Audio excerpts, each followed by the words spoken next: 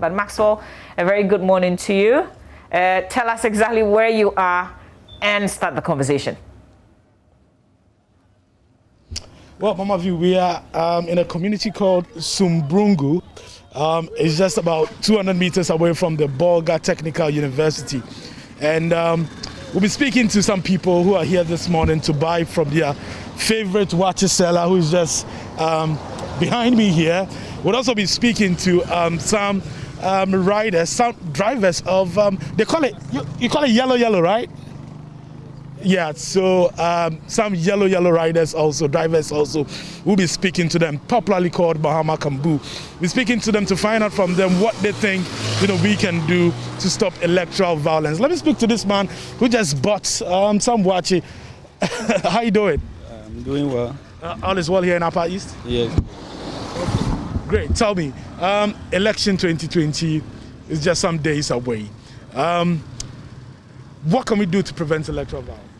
I think the solution to electoral violence should be everybody should campaign well, and the election day, especially the 7th December, anybody that is coming to vote should come and then vote, then go. They should avoid those who, especially the candidates toying at the polling station, they should avoid those ones, and then they should let everybody understand that elections is about numbers, and then they should come and then do their voting and go, and forget about roaming around the polling stations, and others will bring certain things and then they will be agitating, my candidate. They should leave that. They should leave those things, because Ghana is for us. Okay. Yeah. Well, I've had some politicians telling their candidates, their supporters actually, that after voting they should stay there, and observe the process. But some very good politicians tell their supporters that they can go home, and then when it's time for counting, they can come and then come and observe the counting. What do you think? How do you think politicians, what do you think is the best way, in addressing issues of electoral violence, especially from the perspective of the politicians? Okay, I think those who are saying that they should go home, when they vote they should go, that one is a good move, because people, when they are gathered, many there they begin to do arguments and then misunderstanding here and there. But if they go home and the counting time is near, they can come around and witness and go. That one, it will be better than loitering around. So for me in particular, I will encourage those who say they should go home, that they should go home. Everybody, if you vote, go home. And if time is near, you can just come around. Then we'll count. Everything will be peaceful. Okay. Thank you very much for talking to us. Okay, great. So now let's move and speak to some yellow riders here. This is like a yellow station. If you want to board this Mahama Kambu, this is where you come. And this guy is just cleaning his Mahama Kambu, making sure that it looks very, squeaky clean and attractive. Let's speak to these guys here. Hello. Hi, good morning. How is life treating you? How you doing? Oh, I'm doing fine. How are you too? Okay, I'm also doing good. Great. How's the business going? Oh, it's going fine. It's going fine. I hope it's going fine. Okay. I'm also excited. Okay. Like everybody's always so fine. Okay. Every day I want everybody to be fine. That's life now. Okay. And we should be eating. Tell me, we have just about 13 days to election 2020. Yeah. What can we do to prevent electoral violence? What can we do to stop people from fighting during elections? What we do is that this year we have to vote correctly. We don't want us to, next year we should be doing, everybody should be talking this and that. Everybody should choose a choice and do our personal thing.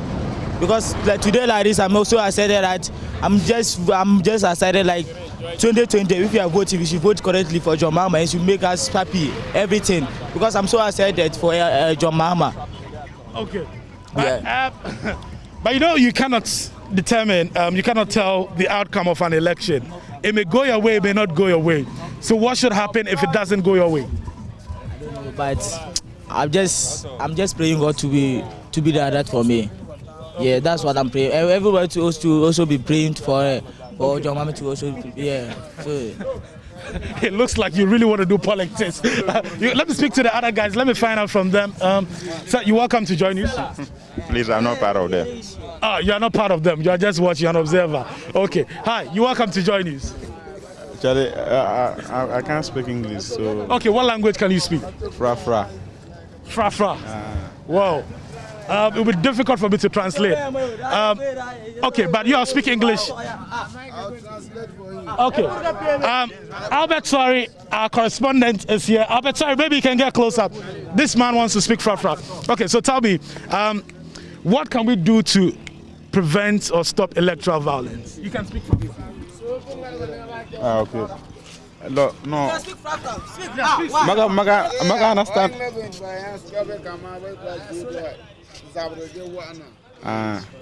Okay. My tin sela bonero ide kama ma it kama that day la nero mami my tin football mina.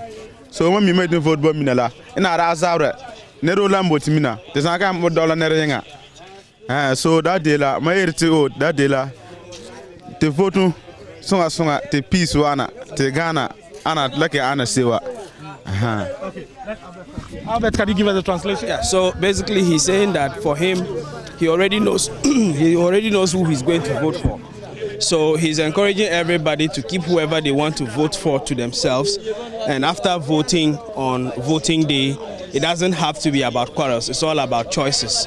And so when you finish casting your vote, you are expected to, go back home and come back when the counting is going to start, and not stand around and have confrontations with people because of the choices they also have. Now let me ask him this.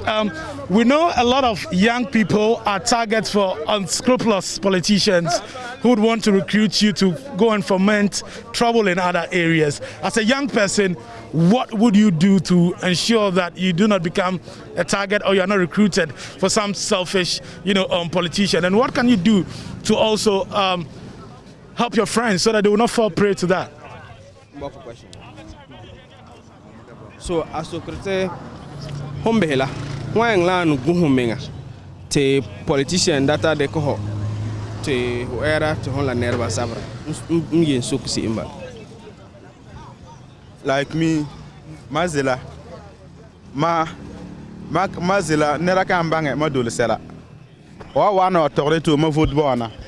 O ma football NDC o ma football MPP. Ma ile to you. Giba maka ngi wa yelo, maka ngi zabra tika ma enwane o football NDC o football MPP o football CPP. No. Ma bot salat men do. O ma wa tika ma football wana. O ma sake. The dar maka en bot sena o ka ambange. So ma bot salat ma didn't do it. Okay. So basically he's saying that if as a young person he has his choices, it doesn't have to be up to any politician to come and convince him that vote for me or vote for this other person, and by extension force him to have confrontations with other people. So again, he's just basically speaking about choices. If you as a young person, you know the choice that you have, even if a politician comes and calls you to maybe campaign with them, and maybe they want to pay you for it, you can do it. But at the end of the day, your choice is still in your heart, and it doesn't have to depend on what the politician is doing for you. That should influence how you vote or how you go around causing trouble. Wow, that's an interesting perspective. I'll come to you before we leave so I can learn some from you, okay? Thank you. Now let's speak to this gentleman. Sir, you're welcome to join us. Thank you. As a young person, what can you do to stop electoral violence? Okay. To me, electoral violence, what I think will do and it will help we Ghanaians is that this politics, it is not about we should be fighting one another by telling each other that I'm from this party and he's from this party. Because of that, we should be fighting and other things. It depends on your choice. It's your choice that you yourself will choose. Do what you do and it will benefit you, but not what someone tells you to do and it will benefit you. So to me, I think that this electoral violence, this vote we should make it peacefully, vote successfully, without no fight, no war. By the end of the day, it will be good for we Ghanaians. We are all one. as one nation. We are all one people. Again, a lot of young people become targets for politicians during these times, and sometimes they recruit them to go and fight for them. You know, what can you do, or what do you think is your role in discouraging your peers from taking part in that? I think that one is bad, it's very, very bad, because we don't supposed to do so. The reason why I'm saying this is that we are all one people. Why should we let these people to go fight for these people? Once, by the end of the day, we will not gain anything. But what we do, what I just want us to do is that we need more work. We the youth, we should get work and we should do. That's why we are here. Some of us, we are blessed that we are in these Kandus. We take care of ourselves and our family. So for that one there, I'm very grateful. We need more job for the youth to do, to maintain peace. Yeah, so you think that if young people have jobs, they become empowered financially, I mean, they are self-reliant, so they wouldn't need the money of any politician to, you know, to go and do anything, to go and cause any trouble anywhere? I think young of the youth, some of us, we have already employed by driving this thing. Yeah. So politicians, I don't think the money the politicians they will give, it will even enough for you to take care of yourself and your family during the whole days of the whole years in your life. So I think it's good that as a young person, you should use your strength to work hard and take care of yourself and your family than to be making all those things, receiving bribes and other things to do something bad which is no good. That is what I think. I really love your views on this issue. Thanks so much for talking to us. You're welcome. Okay, great. So these are views from the streets of Sumbrungu, here in the Upper East region, just some meters away from the Bolga Technical University. You hear this young, people here speaking about electoral violence, what they think is their role in preventing that. Quite interesting perspective here. I'm sure I'm going to get some watching before we head back to our hotel. Over to you, Mama V, in the studio. Well, thank you very much, Maxwell Agbagba. Are you substituting Banku for Wache? And make sure you learn that Fafa. Maxwell Agbagba is my colleague. I'm doing that, Mama V. He's actually been following the former president and the presidential candidate of the NDC, and that's why he's in the Upper East region. Maxwell Agbagba, they're interacting with some young persons, and brilliant views expressed there, Sheikh, as we wrap up the conversation. And let me get a reaction from what we've heard. We'll come to the polling centers, the views that you expressed there, and then we'll wrap up. Good. Yeah, I think brilliant views, and I like the young man in the yellow shirt. You see, sometimes you don't need to be a professor, to hold a doctorate degree to be able to think. Once you get the wisdom even from your upbringing, it becomes the guiding principle in your life. And I think that is what many of our young people have been deprived of, and that's why they fall prey to I call them political predators. So they predate on our young people, which is very, very bad. But I think that around our polling stations, which are huge in number, now close to about 40,000. From 33,000, we are getting to about 40,000 now. And with hotspots all spreading, so somebody was saying why a small country like this, but that is our reality.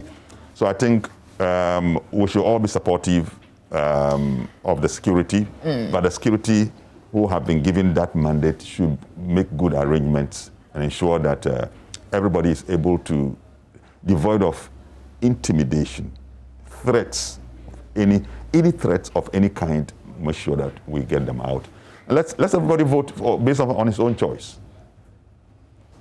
I think that is what we need to, and we want to encourage, everybody. Let's parents, community leaders, religious leaders, politicians themselves. Let's all talk more about the security. Okay. Yeah, I think that's what will help. The fact that we have a lot more polling centers, is that going to be a challenge for election monitoring?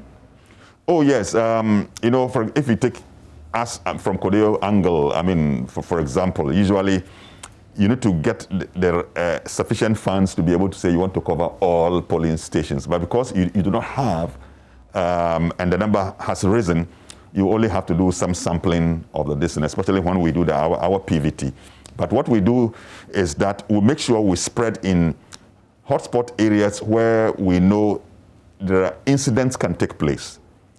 So we have those we call the rapid response observers that we spread at certain sample areas.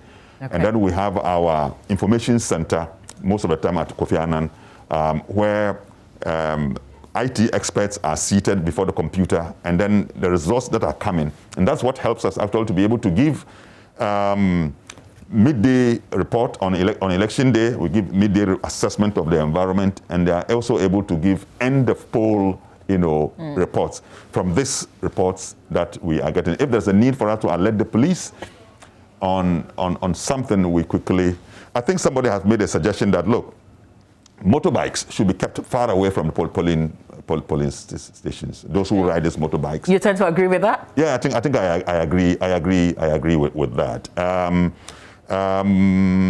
The police, the security apparatus, they should coordinate very well. And their presence should not intimidate.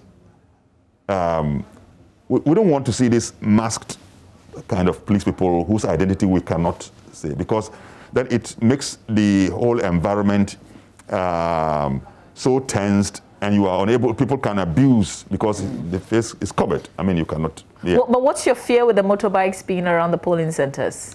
Yeah, you see, the motorbikes have swift movements. So anybody can cause crime, jump on the motorbike, and very difficult to, yeah.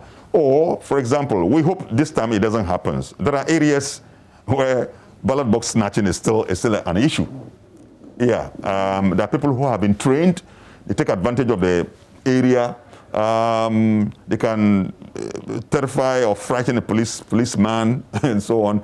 Like, for example, if fire service person is there who doesn't use a gun, yeah, they can threaten him. Yeah, and we are in a situation where, in fact, there is falling confidence in the police or the security arrangements. In fact, we need to, the police must really assure the nation and build up the confidence, so that based on that confidence, we will appreciate and respect any police officer. My heart bleeds if I see any policeman being beaten by the public.